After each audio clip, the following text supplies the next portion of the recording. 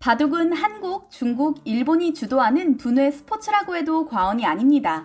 그런데 바둑 세계의 강자로 떠오른 이들을 살펴보면 재미있는 사실을 발견할 수 있습니다. 중국에서 시작한 바둑의 역사는 일본에서 대중화되었고 그 후로 프로의 세계가 열리게 됐는데요. 30년 전만 해도 일본이 바둑 세계를 지배했다 해도 과언이 아닐 정도였죠. 한국의 어린 학생들이 일본으로 바둑 유학을 가서 일본의 프로들에게 바둑을 배웠는데요. 그들이 한국으로 돌아와 본격적으로 바둑의 길을 열어가기 시작합니다. 많은 분들이 아실 조훈현 프로가 일본 바둑의 정상을 차지했을 때는 일본 바둑이 정점에 달했던 시기인데요. 당시 일본 내에서 바둑의 인기는 대단했습니다. 어린 아이들의 장래 희망이 프로 바둑 선수였으니까요. 부와 명예는 물론 전 국민적인 사랑을 받았던 일본 프로 바둑 선수 가운데 제일 교포였던 조치훈의 등장으로 일본인들의 자존심이 무너진 것은 두말할 것이 없었죠. 약관 19세에 타이틀을 차지하고 25세에는 일본 바둑 사상 최연소 구단을 달성했으며 일본 최대 바둑 타이틀인 명인까지 차지했으니까요. 일본 바둑계를 천하통일한 이가 한국인이라니 놀라운 일입니다. 게다가 한국 바둑의 3세대의 정상이었던 조훈현 구단이 세계 정상을 차지하자 바둑 변방국이었던 한국은 단숨에 세계의 중심에 서게 됩니다. 그 결과 한국에서도 바둑 열풍이 불었고 성인은 물론이고 많은 어린이가 바둑에 관심을 두기 시작했죠. 그리고 이런 바둑붐을 타고 탄생한 스타가 바로 이세돌입니다. 저 또한 숨죽여 지켜봤던 알파고와의 대결을 펼친 이세돌 구단은 전 세계 모든 바둑 기사 중에서 유일하게 인공지능 알파고에게 1승을 거둔 처음이자 마지막 인간이었죠.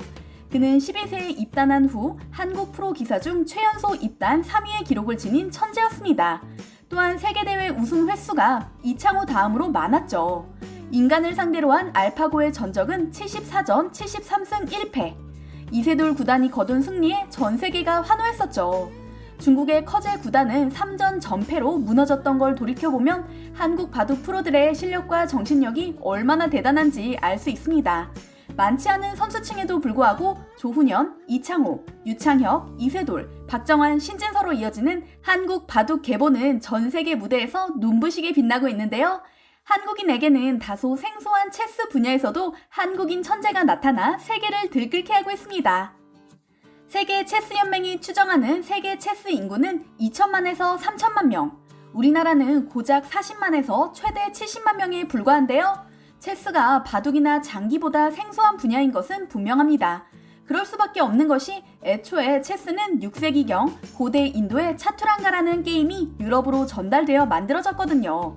처음에는 모의 전략 훈련으로 활용되었던 체스는 유럽에서 본격적으로 대중의 사랑을 받기 시작하면서 전 세계로 퍼져나갔는데요. 체스가 활성화된 곳이 유럽이다 보니 전 세계 체스 강자들의 출신도 대부분 유럽입니다. 그중 스웨덴은 체스를 사랑하기로 유명한 나라 중 하나입니다. 국제 체스 연맹에 따르면 스웨덴은 세계 랭킹 27위로 현역 선수 중 그랜드마스터만 해도 22명이나 있다고 하는데요. 그랜드마스터는 국제 체스 연맹의 공식 타이틀 중 최고 단계로 체스에서 바둑의 프로 구단에 해당합니다. 스웨덴 내에서 공식 등록된 체스 선수만 해도 약 4만 명이나 되는데요. 그중 3만 6천 명 정도는 25세 이하의 어린 선수들이라고 하는데요. 이렇게 젊은 선수가 많은 데는 이유가 있습니다. 전국적으로 약 750개에 달하는 학교 내에 체스 클럽이 있기 때문이죠. 어릴 때부터 체스를 접해온 아이들이 프로 체스 선수로 꿈을 키우는 것인데요. 스웨덴 내에 22명의 그랜드 마스터 중 18회의 이름을 올린 이가 바로 한국인 서정민 선수입니다. 프로 선수들의 평균 나이보다도 훨씬 어린 서정민 선수의 나이는 19세. 2021년 스웨덴 체스 챔피언십 결승전을 관전하던 스웨덴인들은 깜짝 놀라고 맙니다. 결승전 인터넷 중계에 2만 5천 명이나 몰릴 정도로 높은 관심이 쏠린 경기였는데요.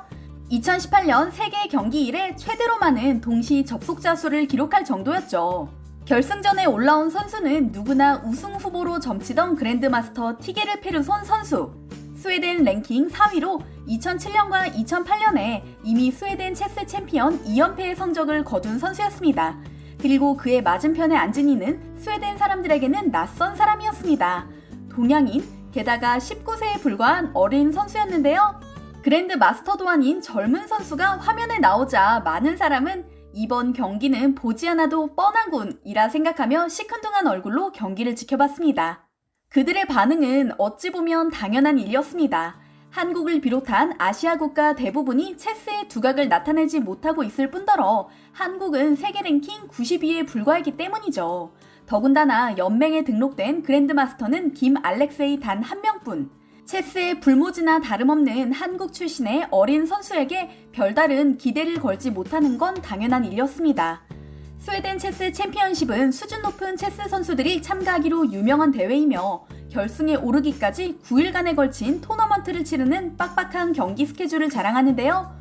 9일을 어찌어찌 잘 버텼다 하더라도 19세에 불과한 한국인 청년이 스웨덴의 그랜드마스터를 마주했을 때 느꼈을 압박감은 무척 클 텐데도 서정민 선수의 얼굴은 침착하기 그지없습니다.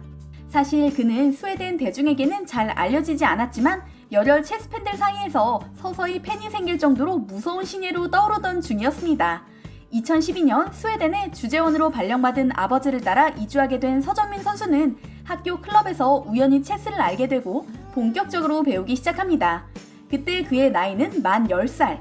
체스를 배운 지 3개월 만에 체스 중급자와 친선 경기를 하게 됐는데 무승부를 거두는 놀라운 성과를 내며 재능이 있다는 걸 입증하게 되죠.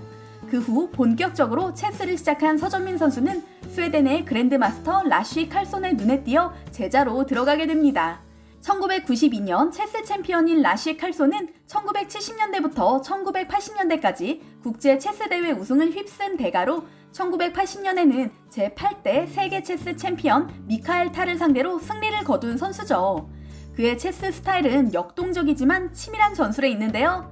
라쉬 칼손의 애제자로 밤낮 없이 체스를 배운 서정민 선수는 체스를 시작한 지 5년 만에 스웨덴 주니어 챔피언십에서 우승을 차지합니다.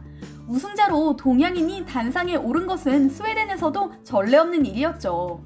이듬해에는 프로 무대에 데뷔하게 되는데요. 2019년 스웨덴 엘리트 리그와 예테보리에서 열린 국제 GM 토너먼트 등에서 우승하며 체스 팬들 사이에서 무서운 동양인이 나타났다는 말이 떠돌 정도로 주목받는 신예로 떠오릅니다. 사실 이번 2021년 스웨덴 챔피언십 대회는 서정민 선수에게도 무척 중요한 대회였습니다. 그랜드마스터 타이틀을 얻는 데 필요한 점수가 걸려 있었거든요. 이번 대회를 우승할 경우 그랜드마스터 반열에 들게 되기 때문에 그 어느 때보다 집중할 수밖에 없었는데요. 서정민 선수는 경기 내내 치열하게 집중하며 놀라운 플레이를 펼쳤습니다. 그리고 사람들이 도저히 꺾을 수 없을 거라 생각했던 그랜드마스터 티게르 페르손 선수를 꺾으며 우승을 거머쥐었죠. 더욱 놀라운 것은 서정민 선수가 스웨덴 사람들이 존경하는 울프 안델손 선수 이래 반세기 만에 탄생한 최연소 챔피언이라는 사실입니다. 우승컵을 손에 들고 놀라는 그의 모습은 그저 천진한 10대처럼 보이는데 말이죠. 이처럼 엄청난 결실을 거둔 그지만 대회가 끝난 후 가족과 함께 아이스크림을 먹으며 우승을 축하했다는 말이 참 귀엽게 느껴지는데요. 그는 올 가을 웁살라에서 열리는 GM 토너먼트 우승을 노리고 있다고 합니다. 한 가지 주목할 만한 사실은 체스가 2022년 항저우 아시안게임의 정식 종목으로 채택된 사실입니다.